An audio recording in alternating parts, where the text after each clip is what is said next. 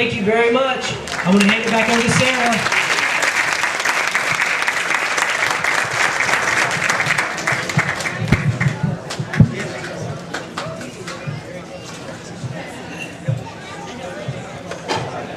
Thank you, John, and thank you, ChooChoo.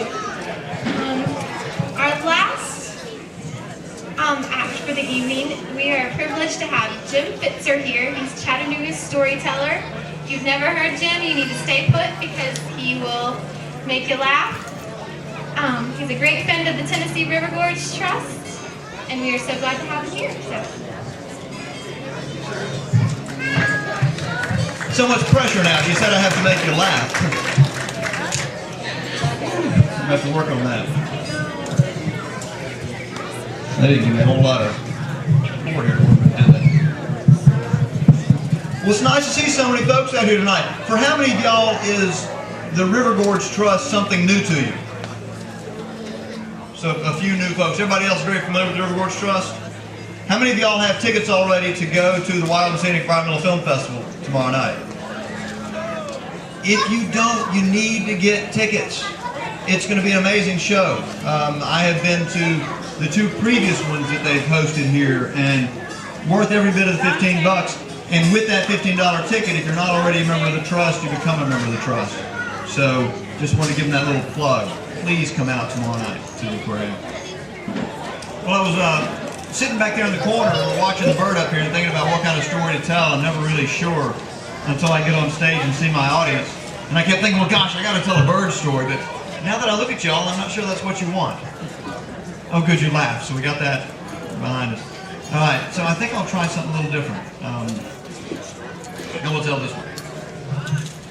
I was sitting on the old cobblestone wall out behind Grandma's house by the barn.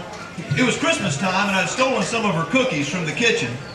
And I was just sitting back there eating cookies and staring off to the east, looking at the mountains. A great view from up there on Missionary Ridge. And I was dreaming about adventures that one day I would have off in those mountains when I heard my dad's voice calling from back at the house. Jimmy! I stuck the last bit of evidence in my mouth and turned around to see my dad up on the porch motioning for me to come up there and join him. So I ran up there, and when I got to the porch, he said, "Hurry up, come on inside, you don't want to miss this." Well, I walked inside, and everybody in the family, mom, dad, brothers, sisters, cousins, aunts, uncles, grandma, grandpa, were all sitting in front of the TV. An unusual thing at Grandma's house. And just as I sat down, a commercial break ended, and the first scene that came on was of two little boys about my age, excitedly telling their story. It seems that the day before, they had been playing out in the woods close to their house, down in East Ridge by Camp Jordan. Camp Jordan used to be my great-great-uncle's farm.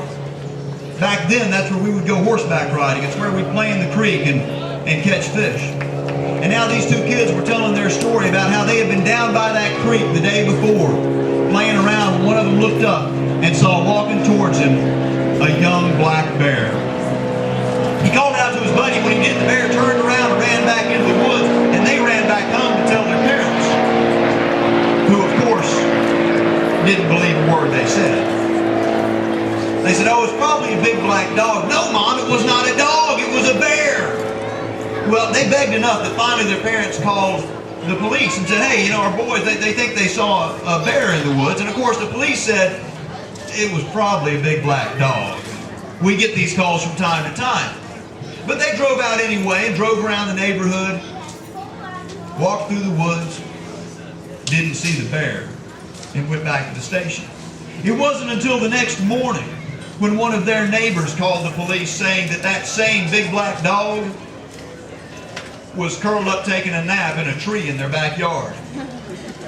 The police believed them then, and they came out and they brought with them a wildlife officer. They tranquilized that bear, loaded it in the back of a pickup truck, and drove it off somewhere where it could be safe. Now all the grown-ups at that point, at least the grown-ups in my family, for several days were talking about that bear. They were wondering where it came from, how it got there. They would look at maps and discuss how it must have come through neighborhoods and crossed the interstate and probably crossed 2 or 3 creeks and rivers to get from bear country to East Ridge. Well, I didn't care where the bear came from. I didn't care where it was going. All I cared about was seeing my own bear. And every day after that, I would beg my dad to take me down to Camp Jordan to look for a bear. And every now and then he'd say yes. And we'd climb in the truck and drive down to Camp Jordan and sit there in the field, staring off looking for bears. Of course, we never did see any. 20 years passed. And I found myself living in Redwood National Park out in Northern California. I was in a 100-year-old house with blue whales in the front yard, gray whales in the front yard, and old-growth redwoods and Bigfoot, I was convinced, in the backyard. It was a paradise. And one of the things I loved about that house the most was that there was a trail that went right by my back door, back through old-growth redwood trees to a little campsite. It was about 2 miles away, which made it just far enough that when I got there, I felt I was in the middle of nowhere, true wilderness. But it was close enough that I could hike back there after work, camp, spend the night, and come back in time to go to work the next morning. So 2 or 3 nights a week I would spend in the woods at that backcountry campground. Well, I was packing my bag one day to make just one of those trips, and I was a little bit nervous. Now, I'm usually comfortable in the woods, but you see, it had only been 24 hours since they had taken down the police tape. You know, that yellow tape that you see on TV around crime scenes and stuff? They had cordoned off the whole northern third of Redwood National Park. Because about 3 weeks before that, a couple of hikers were hiking down one of those trails and looked down to see a bone. They picked that bone up and passed it back and forth, and one of them said, "You know, this bone looks human." And they got out of the woods real quick. And they took that bone to the park headquarters, and they showed it to the rangers, who passed it back and forth a little bit and said, "You know, this bone looks human." And they took it to the Crescent City Police Department, who passed it back and forth and said, "You know, this bone looks human." And finally, they took it to a scientist in a laboratory somewhere who cut it open and looked at it through all sorts of instruments and finally concluded that that bone was indeed human.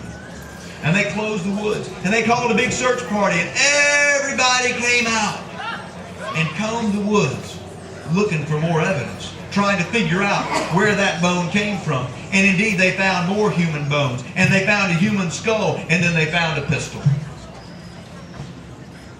They also found bear scat, and in that bear scat they found shreds of red flannel shirt and khaki pants.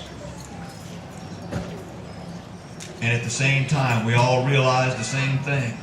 Clearly, out in the woods, there were bears with guns. And they weren't to be trusted. Well, they took all this evidence back to the police station, and they studied it all, and they talked to all the experts, and they finally, after about 3 weeks of studying it, determined that the bears probably had not fired the gun. They never did completely solve the mystery, but they decided that everything was probably safe, and they would open the woods back up. They tried to capture the bear that had eaten the flannel, but they were unable. And now here I was packing my bags to go right back into these very same woods.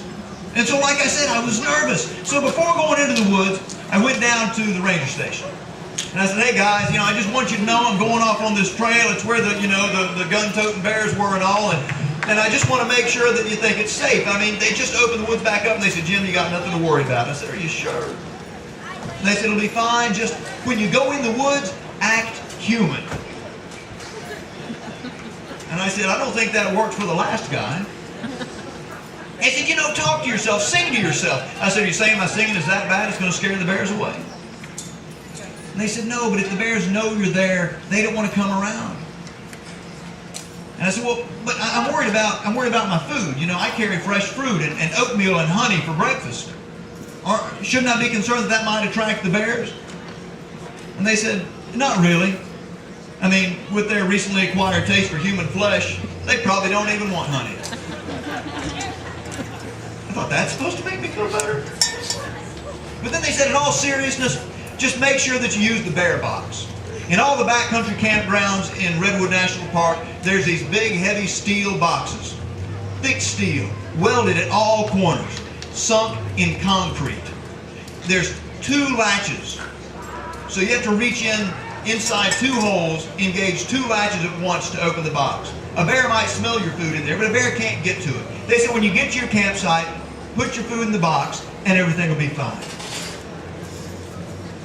So I went back home, finished packing, headed out the door. And just as I got to the door, I heard a car coming up the driveway. I looked out to see that it was the mail carrier. I went down and met her at the box, and she gave me a package from Grandma. And I was so excited because Grandma sent packages to me every now and then.